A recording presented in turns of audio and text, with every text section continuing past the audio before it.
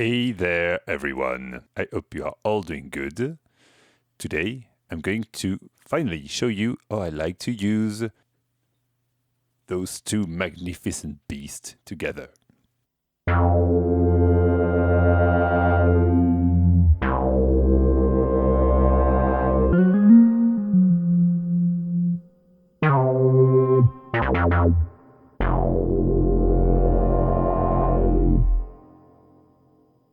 So I will quickly explain the patch that I have going here before really diving into how this thing works. What I've made here is a dual layer sort of patch, meaning that I can have any of the two synths playing. Here will be only the 2600.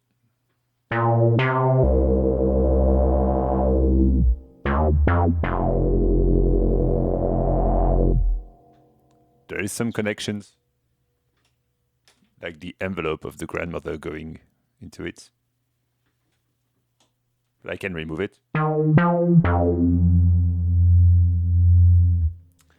And here, if I turn up this slider, I will have only the grandmother.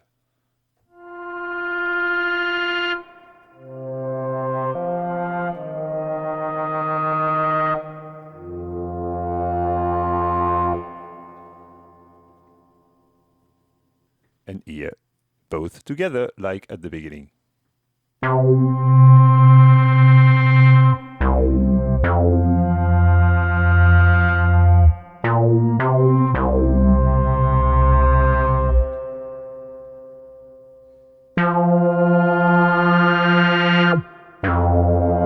envelope back as well.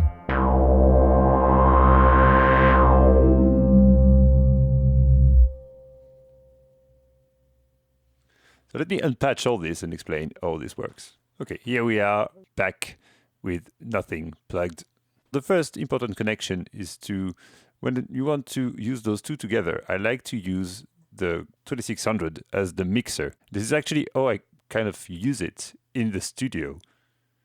The stereo outs are always plugged to my mixing desk behind, and I plug any sort of thing into it. Drum machines, other stuff. I use it sometimes just as a spring reverb or just as a filter. It's really good at being an effect box. But today we are going to talk mostly about how to control it with other things. And in my case, it's really like the grandmother being a sort of super controller keyboard for it. That has the bonus to add another voice. You could make your life easy and just plug the MIDI out from the back of the grandmother to the MIDI in. You could just play like this and it would work. I prefer to use CV because it just leaves a bit more doors open. First thing to do is to connect the CV and gate. So I will use just the number 1 oscillator on the 2600.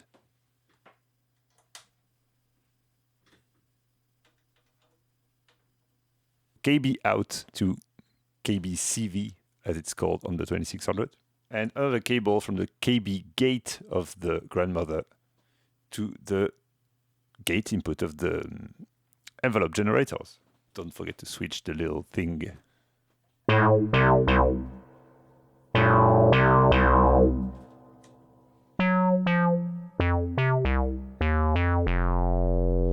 You could hear there was another oscillator that wasn't in tune. So if you want both in tune, you have to either use the multiple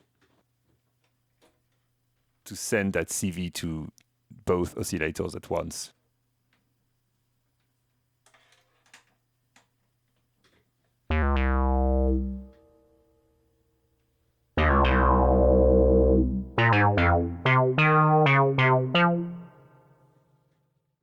Very simply, if you want to add the grandmother to this, you have this blue cable that is actually the URAC output level that's on the back of the unit. There's also a reverb out, like full wet reverb out. And I've plugged that into the last part, the output mixer of the 2600.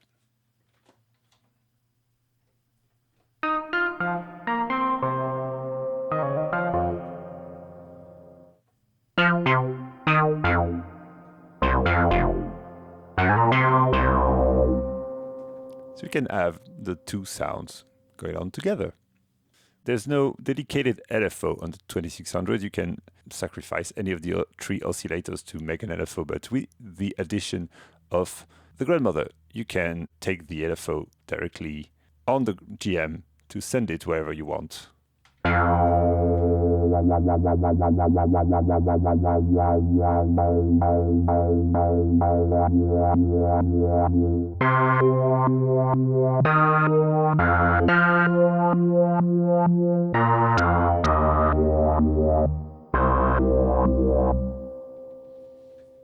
The great thing as well with the Grandmother is that it has a velocity output. So you can take the KB velocity, KB vel out, and plug it wherever you want as well. Let's go again on the filter.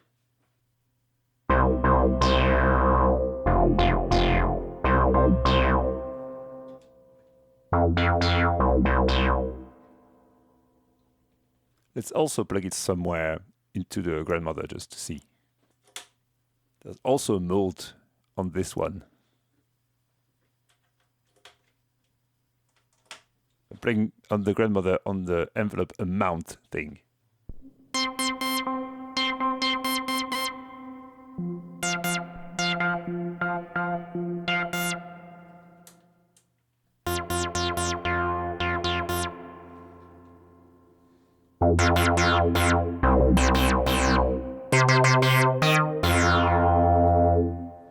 It makes a massive sound like this.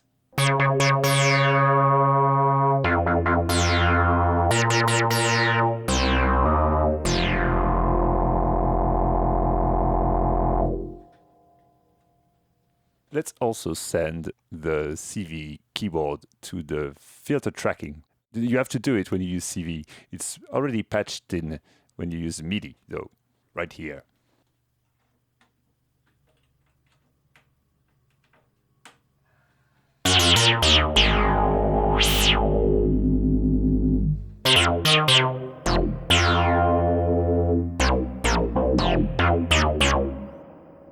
The other obvious awesome thing that the Grandmother brings to the table are the arpeggiators and sequencer.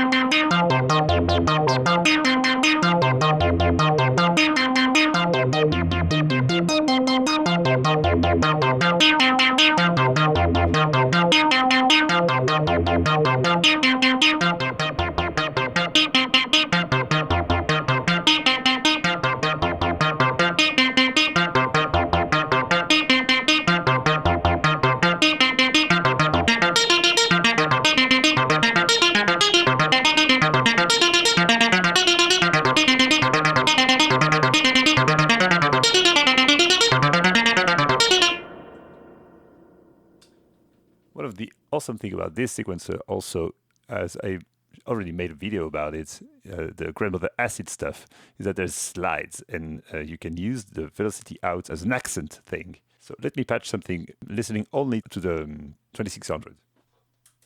Go to Rec.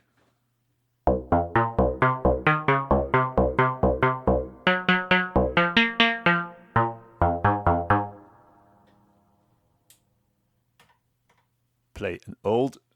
Go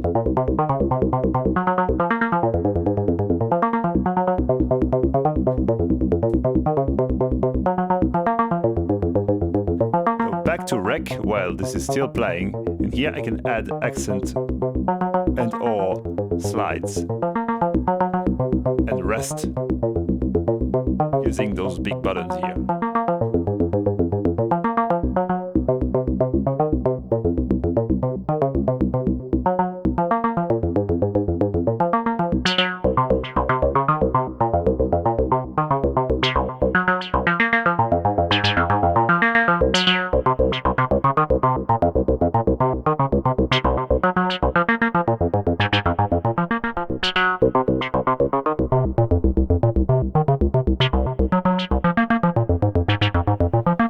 Let's add the Grandmother in.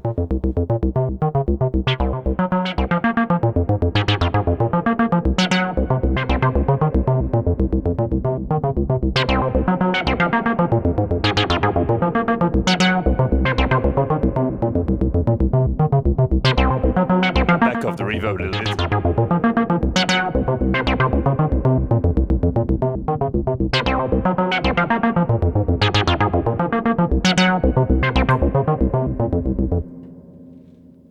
One thing you can also do is make huge stereo stuff by plugging directly each synth to one side. The levels are different though, so be careful.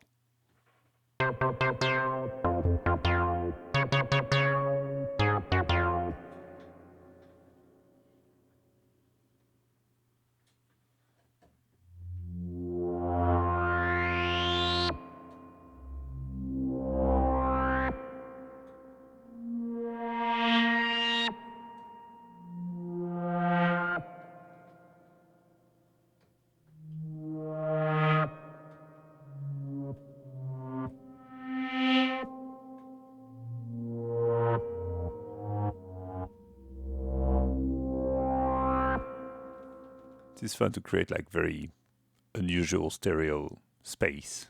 What else is to say? Not much actually, they're just awesome together. This is just a few examples on how to use them. And I hope you have fun exploring other ways to use them together. Or to do the same thing with other synths that are CD compatible and that can complement each other out. Those two are really, really cool.